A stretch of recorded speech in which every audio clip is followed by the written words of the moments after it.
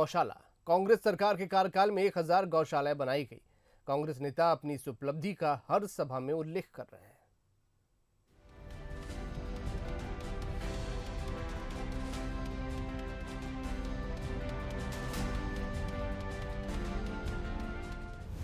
सड़क पर भूखे प्यासे भटकते आवारा और निराश्रित गौवंश के पशुओं को लेकर बातचीत और सियासत तो खूब होती है। उपचुनाव में भी ऐसे या वैसे गाय सियासत का मुद्दा बना है। सड़कों पर हर रोज इनकी मौत होती है और इनकी वजह से बड़ी संख्या में लोग भी हादसों का शिकार होते हैं। वहीं ग्रामीण इलाकों में इन पशुओं की वजह से फसलों को भी भारी नुकसान पहुंचता है।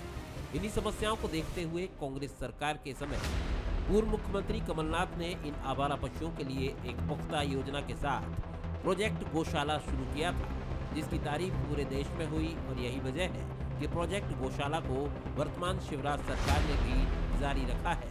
गौशाला का मेरा विश्वास था, तो गौशाला जितने मध्य प्रदेश में बनी मेरे कार्यकाल में, पूरे देश भर में नहीं बनी। और अगर गौशाला बनी तो सबके सामने है, और गौशाला का काम चल रहा है, शुरू हुआ, सबके सामने है। मुझे लोगों को समझाने की कोई बात नहीं है। कांग्रेस के कार्यकाल में एमपी में करीब 1000 गौशालाएं खोली गईं और कई गौशालाओं के निर्माण का काम भी चालू है। कांग्रेस सरकार ने 3 मॉडल पर गौशालाएं खोलने की नीति बनाई थी, जिनमें मनरेगा मॉडल, मंदिर मॉडल और मनी मॉडल शामिल है। मनरेगा मॉडल के तहत मनरेगा के तहत इनमें काम कराया गया। वहीं मनी मॉडल के तहत गौशालाएं खोलने के लिए मुफ्त में जमीन उपलब्ध कराने का सरकार ने प्रावधान रखा। निवेशक गौशालाएं बनाते हैं और गाय के रखरखाव का खर्च भी उठाते हैं। निवेशक गायों के गोबर से गैस का उत्पादन कर कमर्शियल उपयोग भी कर सकेंगे। गौशाला में 75% निराश्रित और 25% दुधारू गायों को रखने का प्रावधान है। ग्रामीण विकास विभाग को गौशाला प्रोजेक्ट का नोडल एजेंसी बनाया गया। ग्राम पंचायत, स्व सहायता समूह, राज्य गौ संवर्धन बोर्ड से जुड़ी संस्थाएं एवं जिला समिति से चयनित संस्थाएं प्रोजेक्ट गौशाला का संचालन करती हैं।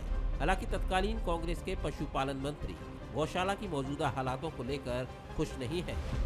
हमने मध्य प्रदेश का जो निराश्रित गौवंश है, जिसका इस धरती पर कोई धनी डोरी नहीं है, उस निराश्रित गौवंश को आदरणीय कमलनाथ जी ने मध्य प्रदेश में संधारण के लिए 1000 गौशालाएं फर्स्ट फेज में दिया। और वो गौशालाएं पूरे मध्य प्रदेश में बनके तैयार हो गई। बहुत सारी गौशालाओं के हमने भूमि पूजन किए, फिर लोकार्पण किए, निराश्रित गौवंशवाद संधारण हुआ, शिफ्ट किया। उसके बाद फिर आदरणीय कमलनाथ जी ने एक स्मार्ट गौशाला दी, जिसको वो स्मार्ट गौशाला ऐसी थी कि उस एक गौशाला में 5000 गौशाला रखने का प्रावधान था। जाहिर है, जब चुनाव में हिंदुत्व का मुद्दा गूंज रहा है तो कांग्रेस के पास गिनाने के लिए अपना गौशाला प्रोजेक्ट भी है।